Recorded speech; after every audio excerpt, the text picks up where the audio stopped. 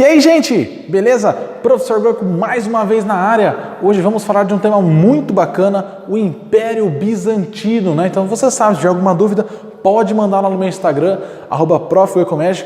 Não esquece de tirar fotinho, gravar uma partezinha dessa aula e postar no seu Instagram. Só que eu estou esquecendo o meu martelo. Vou puxar aqui. Sou digno ainda. Gente, pensando em Império Bizantino, tem muitos pontos importantes para nós trabalharmos aqui, muitos pontos bacanas que a apostila muitas vezes colocou, então vamos reforçar esses pontos. Não se esqueçam, Império Bizantino. Vamos começar? Muito simples, tá? Pensar justamente de onde surge essa ideia do Império Bizantino, de onde surge Constantinopla, antes chamada de Bizâncio. Todos esses pontos são importantes para você se atentar em algumas situações aqui, tá? Por exemplo, o Império Romano do Oriente foi o império que deu origem ao Império Bizantino. Por quê? A cidade de Bizâncio foi criada lá por Constantino, para ser também uma outra sede desse Império Romano. Tanto é que Bizâncio, quando surgiu em 330 d.C., logo lá Teodósio, 65 anos depois, dividiu o Império Romano em duas partes, o Império Romano do Oriente e o Império Romano do Ocidente. O Império Romano do Oriente tinha a capital em Constantinopla, enquanto o Império Romano do Ocidente tinha a capital em Roma, tá? Então tem que tomar esse cuidado. Porque Constantinopla é uma cidade muito forte. Nós vimos lá em Império Romano, né, a queda derruba o lado ocidental e o oriental se mantém, aí vem o Império Bizantino. Por que é tão forte? Existiam as proteções naturais, as muralhas que foram construídas em volta de Constantinopla, e isso era um problema para os inimigos que tentavam invadir a região, né? Esse é um ponto muito importante que tem que estar aqui na sua cabecinha, né? E você não tem que chorar, você tem que fazer atividade, vamos, né? Que o sucesso com certeza chegará. Quando nós pensamos em imperador, tem essa figura do Justiniano. Já ouviu falar de Justiniano? Justiniano é considerado o principal imperador, ou aqui no Império Bizantino, esse imperador vai aparecer com outro nome, tá? Vai aparecer Basileu, ou rei, tá? Mas o Basileu é o termo mais comum aqui. Ele é considerado o principal Basileu do Império Bizantino, por conta de várias ações, né? O Constantino tem um destaque? Tem um destaque, gente. Tanto é que a cidade de Bizâncio passou a chamar-se Constantinopla. Então, é uma homenagem a Constantino. E foi com esse nome até aí o século XX. Recente. Então, aí Constantinopla mudou de nome e passou a chamar-se Istambul, né? Istambul fica lá na Turquia. Capital da Turquia? Não. Você sabe que a capital da Turquia é Ankara. Tranquilo? Só uma curiosidade geográfica aí. Beijo pro Plaça, beijo pra Costa. Ó, o que acontece, gente? Justiniano, né? Nosso principal basileu, então. Já ouviu falar sobre a ideia de uma expansão desse Império Bizantino? Olha aqui no mapa, ó. Eu já vou voltar ali para você. Olha aqui que bacana. Esse lado do Ocidente foi o lado onde veio lá o reino dos francos, por exemplo, tá? Onde os povos bárbaros invadiram.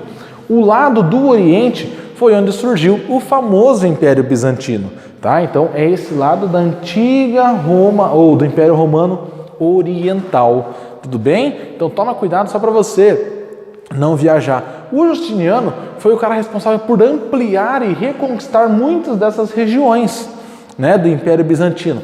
Por isso que eu disse que ele possui esse grande destaque, é claro, né? Você já ouviu falar do Césaropapismo? Césaropapismo é uma união de palavras de César e Papa. César, figura lá do Império Romano, ou melhor, do Triunvirato Romano, que a galera acaba associando a imperador, mas é um grande líder, né? Não foi imperador de fato, né? Mas ainda assim a figura de liderança política de César, né? Que aí depois inspira czar na Rússia, Kaiser na Alemanha, etc. Tá? Mas qual que é a ideia do Césaropapismo? O Estado, a política está acima da religião. Tudo bem? Isso é um ponto que você tem que ter em mente. Claro, teremos problemas com a igreja? Sim. Teremos pressões? Sim. Mas ainda assim o Justiniano vai tentar controlá-las. Tudo bem? Uma outra questão que apareceu aqui no governo do Justiniano. né, os questionamentos quanto à figura de Jesus. Se Jesus era apenas uma figura divina ou se também era uma figura humana. A Igreja Católica defendia que Jesus parecia lá, justamente nesse concílio de Calcedônia de 451, defendia que Jesus tinha uma natureza divina e humana. Já a galera, os ortodoxos, defendiam que Jesus era apenas divino. Jesus sendo apenas divino para os ortodoxos, não são os protestantes, estou não falando de protestante não, estou falando dos ortodoxos. O que os ortodoxos vão colocar? Se Jesus é apenas divino, não faz sentido eu ter imagens religiosas. Então, um dos símbolos também aqui dessa parte do Império Bizantino é que nós teremos a ideia da iconoclastia. O que é isso? Não existe adoração de imagens, de Jesus, de santos, nada disso. Aparecem muitas vezes algumas pinturas, mas adoração de imagens, isso não vai aparecer. Tudo bem? Nem de imagens, nem de figuras religiosas. Você é um ser especial da Terra. Não, né? Então esse é um ponto para vocês aí, claro, lembrarem-se. Essa disputa da ortodoxia com a Igreja Católica foi um dos fatores também que levou ao cisma do Oriente. Lembra do cisma do Oriente? A divisão da Igreja Cristã em Igreja Católica Romana e Igreja Ortodoxa Grega. A gente vai chegar nesse ponto já já. Tá? Corpus Juris Civilis, quem for estudar direito e quem tiver interesse em fazer faculdade de direito, tornar depois aí, né, tornar-se um advogado, uma advogada, vai pesquisar um pouquinho do Corpus Juris Civilis, tá? Então várias leis aí, uma organização da legislação para tentar organizar e controlar essa sociedade, tá? Divididas aí em 4 partes, tudo bem? E a Igreja Santa Sofia, que também foi um marco, né? Até hoje a Igreja Santa Sofia existe. É uma igreja que já foi local de culto tanto dos cristãos quanto de muçulmanos, né? Então esse é um ponto curioso. Em várias épocas, conforme os povos diferentes invadiam, colocavam lá a sua religião, né? Então alternava muito entre cristão e muçulmano. Essa é uma questão curiosa da Igreja Santa Sofia. Aqui no mapa nós já vimos, outro mapa nós já vimos. Vamos pensar um pouquinho que o Justiniano acabou passando durante o seu governo, que foi a revolta de Nica, né? Ou de Niké, mas é mais conhecido como Nica. Esse termo Nica, né, acredite-se que seja por conta de que nessa revolta, foi uma revolta que acontece no hipódromo, né, de Constantinopla, assim como no lado ocidental do Império Romano, a galera construiu coliseus, arenas de espetáculos, no lado oriental também. Então, no ocidental, construíram lá coliseu, arena de espetáculos e tudo mais. No lado oriental, construíram espaços de eventos, mas construíram também os hipódromos, né? Então, é mais comum você encontrar o hipódromo. Tudo bem? Então, em vários projetos de cidades tinham lá um hipódromo. Tudo bem? Então, nesse espaço, que é isso aqui que eu quero te mostrar, ó, um hipódromo. Então, faziam corridas, lutas, né? Mais corrida aqui. Tá? Justamente tem uma revolta, a revolta de grupos políticos contra o imperador, contra as más condições de vida. Tá? E aqui é a Igreja de Santa Sofia. Deixa eu apagar a luzinha aqui para nós.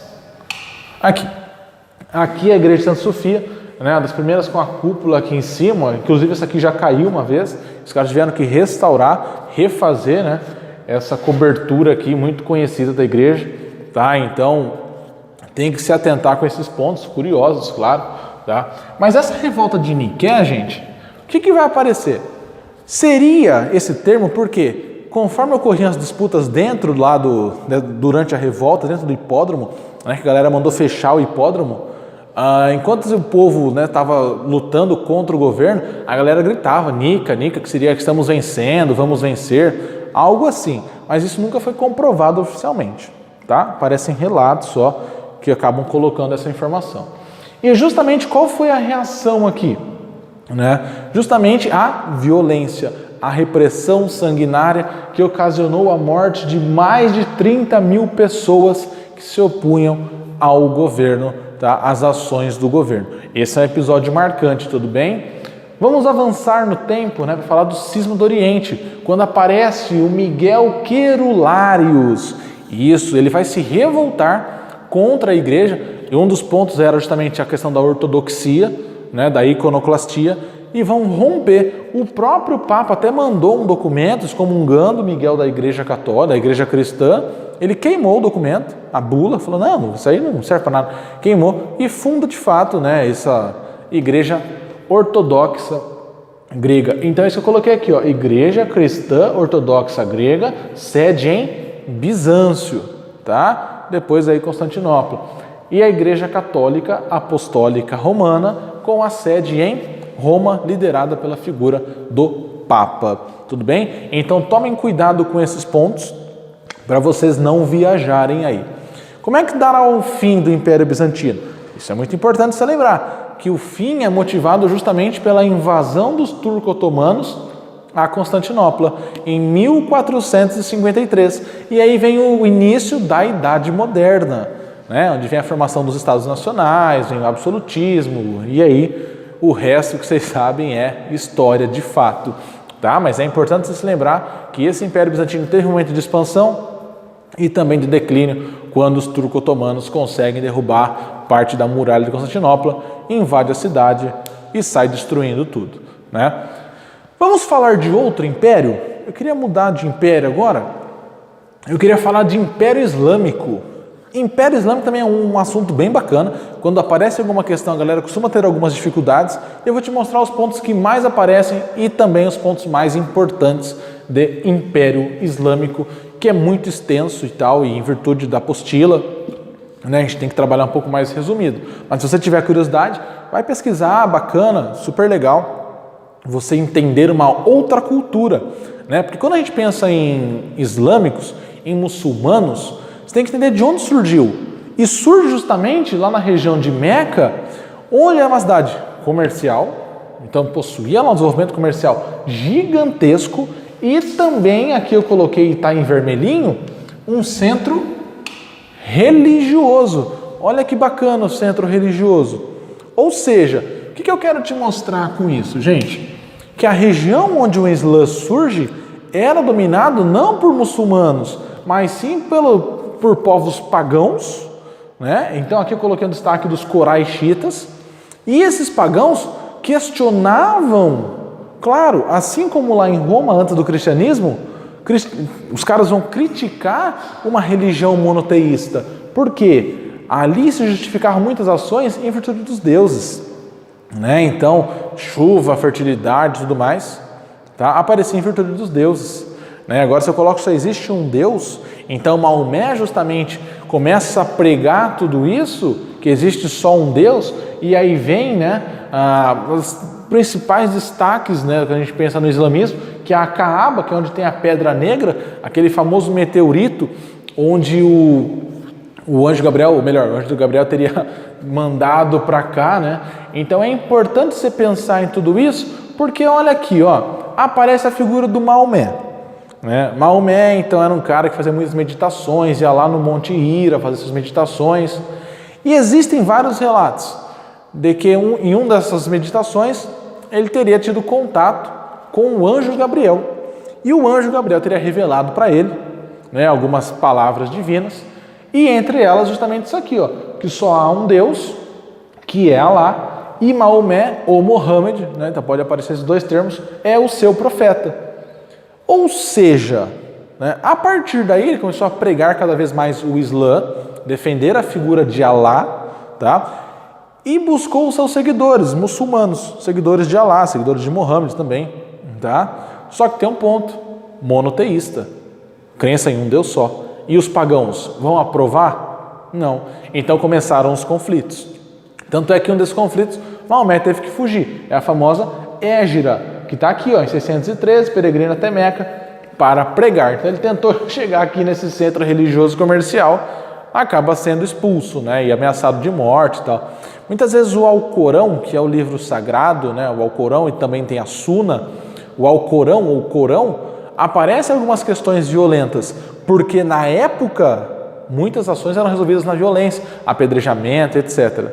Mas também é importante se lembrar, o Alcorão, quando Maomé pregava a palavra que vinha do anjo Gabriel e de Alá, era uma tradição de cultura oral. Então, muitas vezes, os registros passaram a ser feitos quase 200 ou 150, 200 anos depois. Então, muita informação se perdeu ou foi alterada nesse meio termo. Então, essa é uma das grandes dificuldades para entendermos aí um pouquinho dessa cultura islâmica, assim como também para você conseguir observar e interpretar a Bíblia Sagrada, né? Tá? Então, esses pontos. Olha aqui, ó, onde tem lá a Kaaba, né, com o meteorito, né, um local sagrado também para os muçulmanos. Aqui a figura de Maomé representado. Esse é um ponto importante. Para os muçulmanos, Maomé não pode ser representado, não deve ser representado, tá? Então, isso aqui, eu expondo Maomé para você, eu estou praticando um ato aí de infidelidade. Então, eu sou visto como um herege, como um infiel. Então, eu poderia ser morto por conta disso aqui. Tudo bem? Porque o correto não é, segundo o Islã, não é expor a figura de Maomé. Esse aqui é um retrato, um desenho de quem, uma representação de Maomé.